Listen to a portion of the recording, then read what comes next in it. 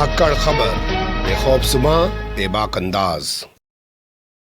धाकड़ खबर के न्यूज़ में आपके साथ हूं अकरम रईस खान। एनडीए के एक और संस्कारी सांसद के खिलाफ पैसा वसूली के लिए, जी हां, रिकवरी के लिए बैंक ने कानूनी कार्रवाई शुरू कर दी है। जी हां, ध्यान से सुनिए, थोड़ा गौर से सुनिए, क्योंकि खबर उस एनडीए के संस्कारी सांसद से जुड़ी हुई आ रही है जिसको लेकर पिछले कुछ दिनों से नरेंद्र मोदी ने एनडीए कर कर हाय तौबा मचा रखी है। और उनके दलाल चाटुकार दंगाई पत्रकार भी बता रहे हैं कि एनडीए का कुनबा इतना बड़ा हो गया है, उतना बड़ा हो गया है। बता दें आपको, ये एनडीए अटल बिहारी वाजपेयी के दौर में बना था, लेकिन नरेंद्र मोदी ने 56 इंच का सीना लेकर 2014 में जैसे ही सत्ता हथियाई केंद्र की, वैसे ही एनडीए का बैंड बचाकर रख दिया और तमाम एनडीए वाली पार्टियां उनको छोड़ छोड़कर भाग गई। लेकिन जैसे ही विपक्षी पार्टियों ने अपना इंडिया बनाया तो एनडीए चिल्लाना शुरू कर दिया गया। तो उसी एनडीए के एक और संस्कारी सांसद के खिलाफ बैंक फ्रॉड का मामला सामने आया है। बैंक ने पैसा वसूलने के लिए उसके खिलाफ कानूनी कार्रवाई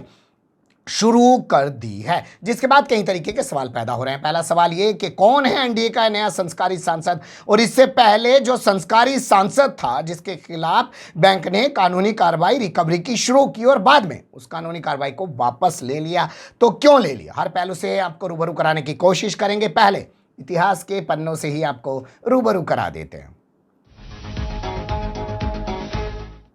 इतिहास ज्यादा पुराना नहीं है। 3 दिन पहले मैंने आपको बताया कि सन्नी पाजी, जिसका पूरा नाम है सन्नी देओल, धर्मेंद्र पाजी का बेटा है। आप जानते ही हैं गदर 2 उसकी चल रही है। 22 साल पहले उसकी गदर आई थी और गदर फिल्म ने गदर मचा रखा और उसमें उन्होंने तारा सिंह की भूमिका निभाई है। फिल्म ने अच्छा खासा बिजनेस कर लिया है, जिसके बाद से उसका दिमाग लेंटर में लगा हुआ है। लेकिन इसी बीच खबर आई कि बैंक ऑफ बड़ौदा ने मुंबई के जुहू में स्थित सन्नी विला नाम के उसके बंगले को नीलाम करने का अखबार में विज्ञापन निकाल दिया है। विज्ञापन के मुताबिक बैंक ने बताया कि इसने 56 करोड़ रुपए का लोन लिया था। लोन चुकाया नहीं है, इसके ऊपर 52 करोड़ रुपए के आसपास बाकी हैं। 25 नवंबर की तारीख निर्धारित की जाती है और बोली लगाई जाएगी 51 करोड़ 42 लाख रुपए से। इस खबर को कुछ घंटों का वक्त भी नहीं बीता कि अगले दिन अखबार में दूसरा विज्ञापन आ गया। बैंक ऑफ बड़ौदा ने कुछ त्रुटि बताई, कुछ कानूनी खामियां बताई और कहा कि वो अपने उस विज्ञापन को वापस ले रहे हैं और सनी देओल का पाजी का बंगला नीलाम नहीं किया जाएगा। यानी सनी देओल बीजेपी का सांसद है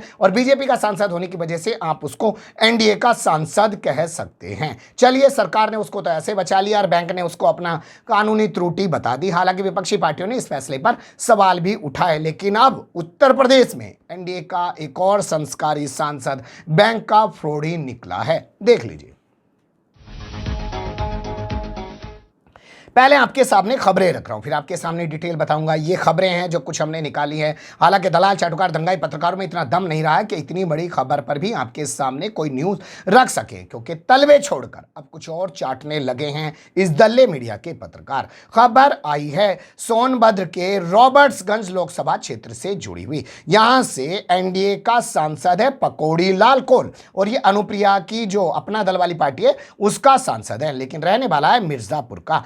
मिर्जापुर का एक इलाका पड़ता है जिसे आप कह सकते हैं पटेहारा गांव का रहने वाला है और इसने लोन लिया है मड़ी हान जो ब्रांच पड़ती है, शाखा पड़ती है बैंक की, वहाँ से इसने लोन लिया है। लोन लेने के बाद इसने पैसा नहीं चुकाया है। पैसा जब नहीं चुकाया तो लगातार इसको बैंक ने नोटिस भेजे, लेकिन इसने तब भी कोई पैसा नहीं चुका। इसके बाद बैंक ने पैसे की रिकवरी के लिए अपने तमाम डिटेल्स जो हैं तहसील में भेज दी। तहसील वाले इसके पास गए, लेकिन तब भी इसने पैसा नहीं दिया। अब बाद में पता चल रहा है इसके खिलाफ आरसी जारी हो गई है, जो तहसील प्रशासन के जरिए जारी की जाती है। तहसील की आरसी लेकर इसके घर पर पहुंच गया है अमीन, और अमीन ने कह दिया है कि अगर पैसा नहीं दोगे तो प्रॉपर्टी को नीलाम कर कर पैसा वसूला जाएगा। इस मामले में वैसे गिरफ्तारी भी की जाती है, लेकिन यहाँ छपी खबरों में बताया गया है कि एनडीए के इस संस्कारी सांसद ने कहा है कि उसे 7 दिन का टाइम चाहिए, 7 दिन के अंदर वो पैसा जमा करा देगा। आरसी जब तहसील में पहुंच जाती है तो आपको बता दें जो टोटल अमाउंट होता है उसका 10% बढ़ाकर, जैसे मान लीजिए किसी पे 2 लाख रुपए का लोन है तो 20,000 रुपये पैसा रिकवरी के लिए तहसील प्रशासन भी वसूलता है, तभी जाकर वो आरसी जो है कैंसिल होती है और बैंक में पैसा जमा होता है। तो अब ये प्रक्रिया चल रही है। यहाँ हमारे पास ये जानकारी नहीं मिल पाई है कि इस संस्कारी सांसद ने, जिसका नाम पकौड़ी लाल कौल है, उसने कितना लोन लिया था और कितना उसने जमा किया था। ये लोन उसने कब लिया था, ये जानकारियां भी नहीं दी गई हैं। हम यहाँ छपी वेबसाइट्स के आधार पर ही तमाम खबरें आपके सामने रख रहे हैं। वैसे इस खबर पर हमें काम करना चाहिए था, एसडीएम से पूछना चाहिए था, तहसीलदार से पूछना चाहिए था, सांसद से पूछना चाहिए था कि भैया ये लोन आखिर भरा क्यों नहीं गया है और ये कितने अमाउंट का लोन है, कितने टाइम से मामला पेंडिंग पड़ा हुआ है। लेकिन अब कुछ जगह खबर छपी तो हमें लगा कि भारतीय जनता पार्टी का संस्कारी सांसद फ्रॉडी साबित हो रहा है। विजय माल्या जैसे पैसे लेके भाग गया, जैसे नीरव मोदी पैसे लेके भाग गया, मेहुल चौकसी पैसे लेके भाग गया, तो शायद भाजपा के सांसद भी अब ये सोच रहे हैं कि वो तो हजारों करोड़ लेके भाग गए, हमारी सरकार ने उनको जाने दिया, हम थोड़ा बहुत हड़प लेंगे तो बैंक की कहाँ हिम्मत है कि हमारे खिलाफ कुछ कर पाए। तो सनी पाजी के मामले में तो बैंक ने कार्रवाई वापस ले ली है। क्या अब पकौड़ी लाल कौल के मामले में भी बैंक खुद कार्रवाई वापस लेगा या अनुप्रिया पटेल का ये सांसद पैसा जमा करेगा? आने वाला वक्त बताएगा। ये खबर थी, मुझे लगा कि आपको अपडेट करा दें। अच्छी बुरी जो भी लगी हो ना जी, कमेंट्स के रूप में आप लोग अपनी राय दे सकते हैं। खबर को लाइक कर सकते हैं, चैनल को सब्सक्राइब कर सकते हैं और ज़्यादा से ज़्यादा हमारी खबरों को शेयर कर सकते हैं। फिर ऐसे ही किसी सुलगते हुए या उलझते मुद्दे लेकर मैं आपके सामने हूँगा हाजिर। फिलहाल अभी मुझे दें इजाज़त।